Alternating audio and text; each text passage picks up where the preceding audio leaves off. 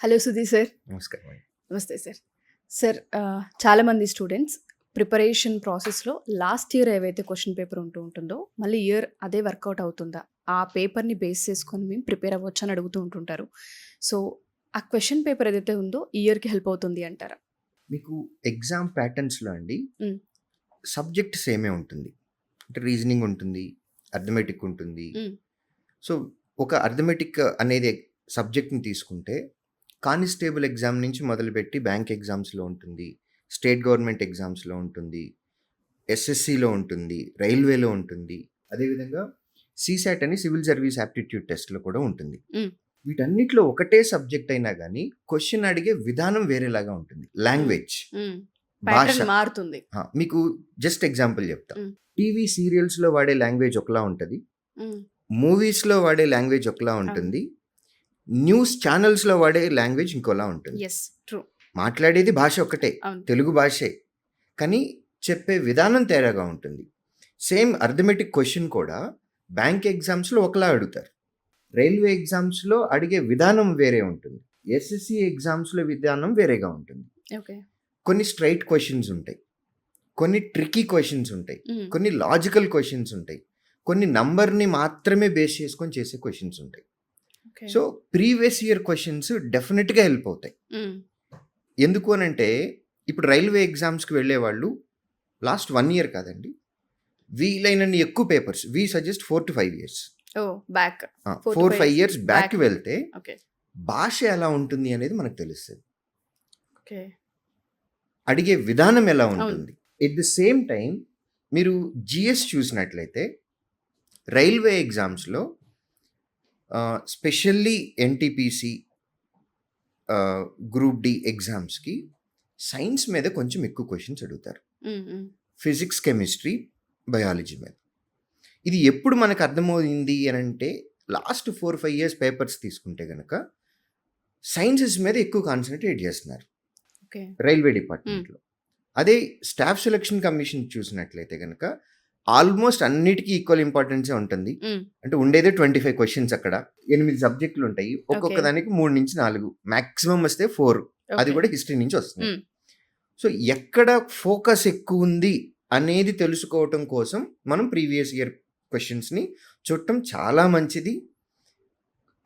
Subjects like reasoning కానివ్వండి, arithmetic కానివ్వండి, question అడిగే విధానం ఎలా ఉంటుంది అనేది తెలుసుకోవటం చాలా హెల్ప్ అవుతుంది. కానీ వాటిని మాత్రమే మేము ప్రిపేర్ అవుతాం, ఎందుకంటే సెట్ ఆఫ్ పీపుల్ ఉన్నారు, వాళ్ళు 6 months ప్రిపేర్ అవనివ్వండి, 1 year ప్రిపేర్ అవనివ్వండి, ఓన్లీ ప్రీవియస్ ఇయర్ క్వశ్చన్స్ మాత్రమే ప్రిపేర్ అవుతాము అని అంటారు. అంటే లాస్ట్ ఇయర్ వచ్చిన క్వశ్చన్ మళ్ళీ ఈ ఇయర్ వస్తుందా అని అంటే రావచ్చు, రాకపోవచ్చు కూడా. డెఫినెట్గా మన ప్యాటర్న్ అర్థం చేసుకోవటం కోసము మనకు ఆ హెల్ప్ అవుతుంది డెఫినెట్గా. దాంతోపాటు మిగిలిన సబ్జెక్ట్ని కూడా కవర్ చేయాలి మనం. అంటే పర్సంటేజెస్ అనే టాపిక్ ఉంది అని అనుకోండి, అందులో ఒక 25 మోడల్ క్వశ్చన్స్ ఉంటాయి. ఆ 25 మోడల్లో ప్రీవియస్ ఇయర్స్లో ఒక 10 మోడల్స్ కవర్ చేసి ఉండొచ్చు. క్వశ్చన్ ఎలా అడుగుతున్నారు అనేది తెలుసుకొని మొత్తం పర్సంటేజెస్లో ఉన్న చాప్టర్లో రైల్వే ఎగ్జామ్స్లో ఎలాగ అడగచ్చు క్వశ్చన్స్ అనేది మనం తెలుసుకోవటం కోసం మాత్రమే అవి ఉపయోగపడతాయి. But depending only on previous year questions it's not correct. ఎప్పుడన్నా ప్యాటర్న్ చేంజ్ అయింది అని అనుకోండి, మొత్తం అంతా కూడా కొలాప్స్ అవుతుంది. ఇది రీసెంట్గా జరిగిందండి ఆల్రెడీ. ఎక్కడ జరిగింది అని అంటే స్టాఫ్ సెలక్షన్ కమిషన్లో జరిగింది. స్టాఫ్ సెలక్షన్ కమిషన్లో ఓల్డ్ డేస్లో question paper OMR based paper ఉండేది, అక్కడి నుంచి ఆన్లైన్ ఎగ్జామ్లోకి వచ్చింది. ఆన్లైన్లోకి వచ్చిన తర్వాత కూడా ఫస్ట్ కండక్ట్ చేసింది సిఫి, సత్యం ఇన్ఫోటెక్ వాళ్ళు చేశారు. తర్వాత అక్కడి నుంచి టీసీఎస్లోకి వచ్చారు, ఆ తర్వాత ఎడ్యుకేటీకి వచ్చింది. సో ఈ ప్రతి ఫేజ్లోనూ క్వశ్చన్ అడిగే విధానం మారిపోయింది.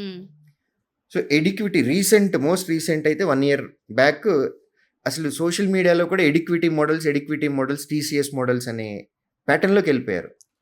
అడిగే విధానం మొత్తం మారిపోతుందండి. అయితే ఇక్కడ చాలామందికి అర్థం అవ్వాల్సింది ఏంటి అని అంటే వెండర్ మారినప్పుడు వెంటనే ప్రతిసారి కూడా క్వశ్చన్స్ ప్యాటర్న్ మారాలి అన్న రూల్ ఏం లేదు. బట్ మారిన ప్రతిసారి కూడా వెండర్ మారిన ప్రతిసారి కూడా క్వశ్చన్ ప్యాటర్న్ మారిపోయింది, విధానం అనేది మారింది, బట్ రూల్ లేదు మారాలి అని. స్పెషల్గా ఎడ్యుక్విటీ టెస్ట్ పేపర్ కండక్ట్ చేసినప్పుడు మాత్రం అడిగిన క్వశ్చన్స్ స్టాండర్డ్ చాలా డిఫరెంట్గా ఉండి ఎంటైర్ ఇండియా, అది నార్త్ ఇండియన్, సౌత్ ఇండియన్స్, ప్రతి ఒక్కళ్ళు బాగా ఇబ్బంది పడ్డారు. క్వశ్చన్ అడిగే విధానం పూర్తిగా మారిపోయింది. ఎందుకంటే ఎస్ఎస్సిలో మెజారిటీ పీపుల్ ప్రీవియస్ ఇయర్స్ మాత్రమే ప్రిపేర్ అయ్యారు. అవును. ఎడిక్విటీ వాళ్ళు ఫస్ట్ టైం కండక్ట్ చేసినప్పుడు పెట్టిన క్వశ్చన్స్ ప్యాటర్న్ కంప్లీట్లీ డిఫరెంట్. అది లిటల్గా ఎలక్ట్రిక్ షాక్ పెట్టినట్టే అయింది వాళ్ళకి. సో చాలామంది నార్త్ ఇండియాలో యాజిటేషన్స్ చేశారు.